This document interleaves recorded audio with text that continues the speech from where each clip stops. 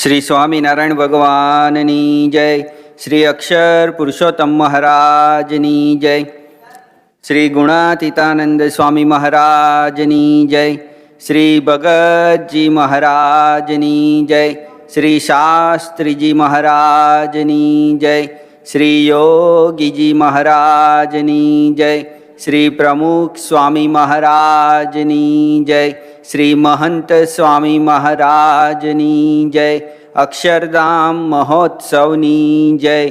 પ્રમુખ સ્વામી મહારાજ શતાબ્દી મહોત્સવની જય.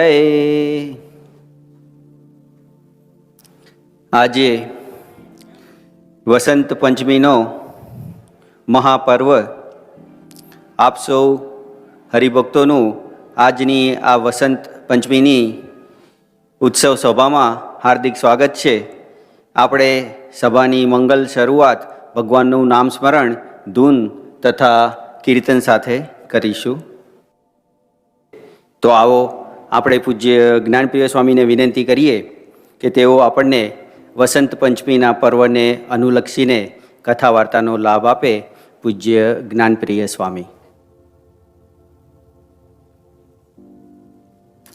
આજે વસંત પંચમીના દિવસે આપણે જાણીએ છીએ કે સ્વામિનારાયણ ભગવાને સમગ્ર માનવજાતને શિક્ષાપત્રીની ભેટ આપી છે. પૂજ્ય જ્ઞાનપ્રિય સ્વામી હવે સભામાં ઉપસ્થિત છે, તો આપણે વધુ સમય ન લેતા પૂજ્ય જ્ઞાનપ્રિય સ્વામીને વિનંતી કરીએ કે કથા વાર્તાનો લાભ આપે.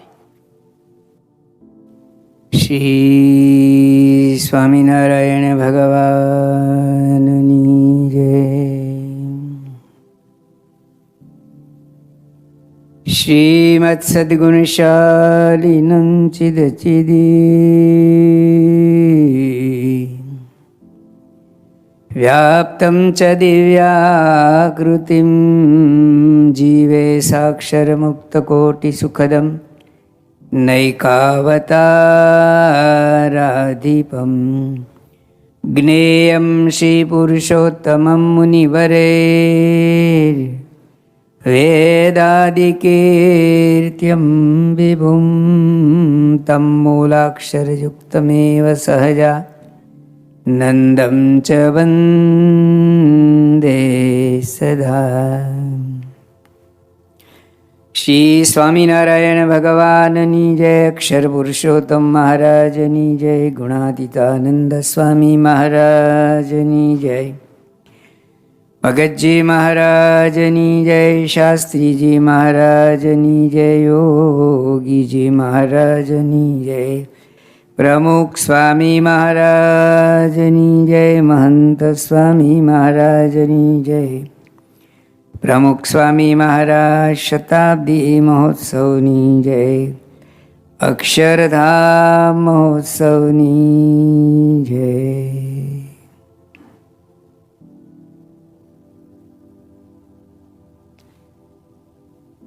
આજે વસંત પંચમીનો શુભ પવિત્ર દિવસ છે. આજના દિવસે પૂર્ણ પુરુષોત્તમ ભગવાન સ્વામિનારાયણે સ્વહસ્તે ધર્મશાસ્ત્ર એવી શિક્ષાપત્રીનું લેખન કાર્ય કરી આપણા સૌના માટે ભગવાન શ્રી કૃષ્ણે જેમ ભક્તો માટે સુદર્શન ચક્ર હાથમાં ધર્યું હતું, એમ સ્વામિનારાયણના સર્વ આશ્રિત અને જગતના તમામ જીવ પ્રાણી માત્ર માટે સર્વ જીવ હિતાવ આ શાસ્ત્ર આપણને હાથમાં આપ્યું. એ પાલયંતી મનુજા સત્શાસ્ત્રા પ્રતિપાદતાન. જે આ સત્શાસ્ત્રનું પાલન કરશે તે આલોક અને પરલોકની અંદર મહાસુખી થશે. એવો આશીર્વાદ આપીને એમણે સમાજના સર્વ ક્ષેત્રને આવરી લેતા નીતિ નિયમો, ધર્મ, આચાર, વિચાર આ બધું જ આ એક શાસ્ત્રમાં વણી લીધું હોય. એ વખતના ને ત્યાર પછીના વિદ્વાનો આ નાના ધર્મગ્રંથનો અભ્યાસ કરતા એવું કહે છે કે ભગવાન સ્વામિનારાયણે સાગરને ગાગરમાં ભરી દીધો. તો સ્વામિનારાયણ ભગવાન આજના દિવસે એક શિક્ષાપત્રીનો જન્મ થયો. વાલે કૃપા કરી શિક્ષાપત્રે કીધી, એમાં ચારે પુરુષાર્થની સીધે ચીંધે, એ છે સર્વે સતસંગીની નૌતમ નિધિ. સ્વામિનારાયણ મહા મંત્ર ગમે. વાલે કૃપા કરી શિક્ષાપત્રી, ધર્મ અર્થ કામ અને મોક્ષ ચારેય પુરુષાર્થની સિદ્ધિ થાય એવા સર્વે પાળી શકે એવા એમાં નિયમો આપ્યા. ભક્તોની રક્ષા કરી. મહારાજે આજ્ઞા કરી કે આ શિક્ષાપત્રી પ્રમાણે અમારા આશ્રિત ભક્તોએ વર્તવું. શિક્ષાપત્રી એ અમારું સ્વરૂપ છે. મદરૂપમ ઇતિ મદવાણી માન્યયમ પરમાદરાત. આ અમારી વાણી રૂપી વાંગ્મય સ્વરૂપ છે.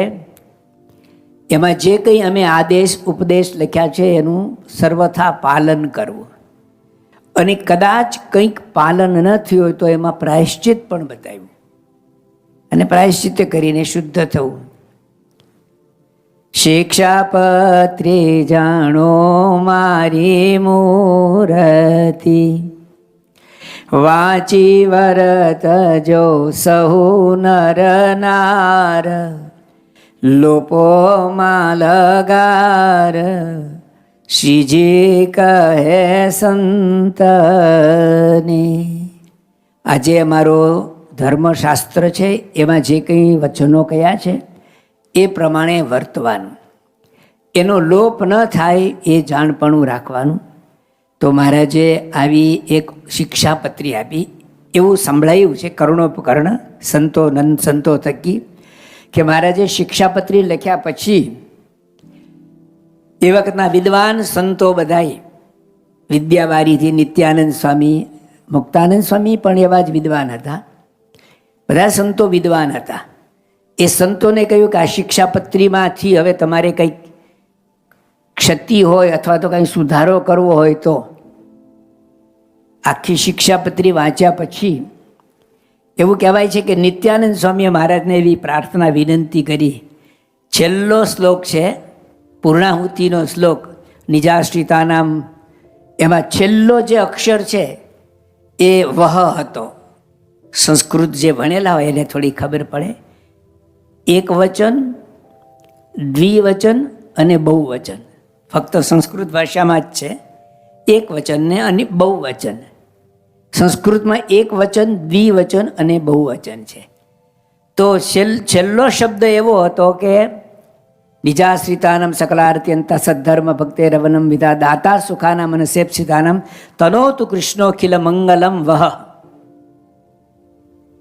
વહનો અર્થ થાય કે તમારું ને મારું, લખવાવાળાનું અને વાંચવાવાળાનું, લખવાવાળાનું અને વર્તવાવાળાનું, આમાં આપણા બેયનું કલ્યાણ થાવ. નિત્યાનંદ સ્વામી કહ્યું મહારાજ વહની જગ્યાએ નહ લખો. મહારાજે માન્ય કર્યું. અને અત્યારે આપણે જે વાંચીએ છીએ એ છેલ્લે તમે જોજો હવે વહ છે કે નહ, કાલે જોવો ત્યારે જોજો. નહનો અર્થ થાય અમારું, બે જણાનું નહીં પણ અમારું, સંત પરમ હિતકારી, જગતમાં સંત પરમ હિતકારી. મહારાજે માન્ય કર્યું. આજે શિક્ષાપત્રીનો જન્મદિવસ, એવી રીતે સત્સંગ દીક્ષાનો પણ આજે જન્મદિવસ છે. સંત પરમ હિતકારી.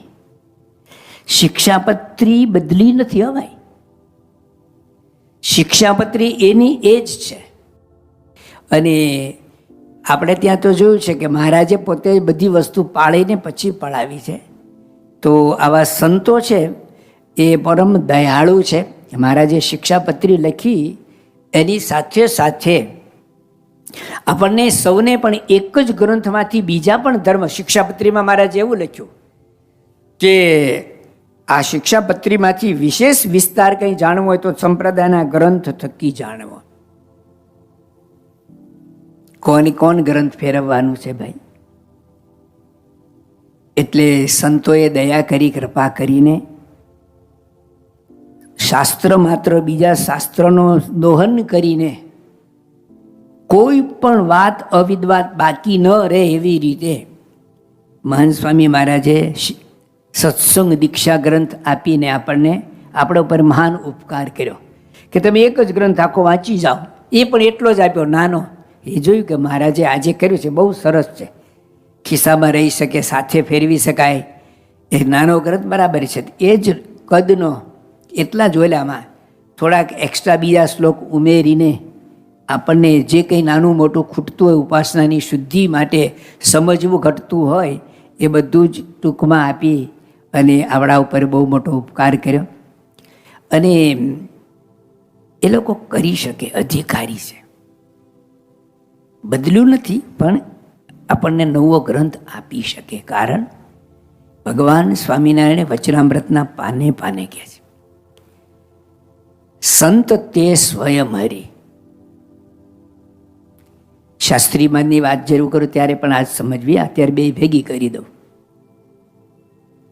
સંત તે સ્વયં હરિ એનો અર્થ શું થાય હું થોડુંક પછી સમજાવું. પહેલા સંત માને જો મારી મૂર્તિ રે, એમાં ફેર નથી એક રતી રે. સંત હું ને હું તે વળી સંત રે, એમાં સ્વમુખે કહે ભગવંત રે. નિષ્કુળાનંદ સ્વામી મહારાજની સાથે રહેલા એનો રદગત અભિપ્રાય જાણે છે, એટલે એમણે લખ્યું છે તો એકને દિશે છે દોયા, એનો મરમ જાણે જન કોય. આ બંને એક છે, સંત અને ભગવાન.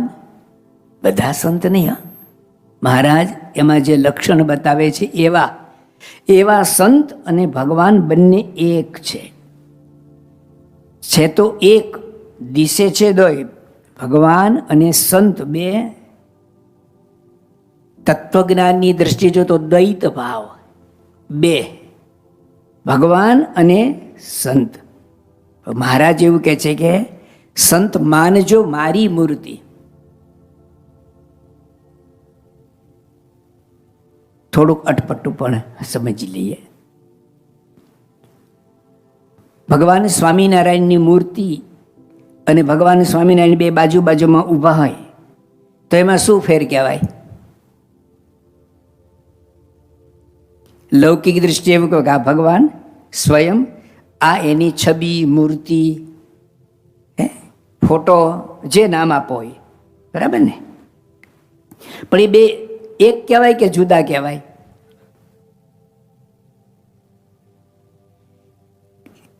આપણને 100 વાર સમજાવે ને કે તું આત્મા છો, આત્મા છું. આપણે બોલી પણ જઈએ, બોલો, પણ પછી કહેતો તમે કહો છો ને એટલે આત્મા, બાકી છું તો જય સ્વામિનારાયણ. નહીં સમજાય. બે ભાવ ક્યારેય નીકળે જ નહીં. એ તો મોટા પુરુષની કૃપા અને કંઈક થોડીક સાધના કરીએ, પ્રયત્ન કરીએ ને તો જ જાય.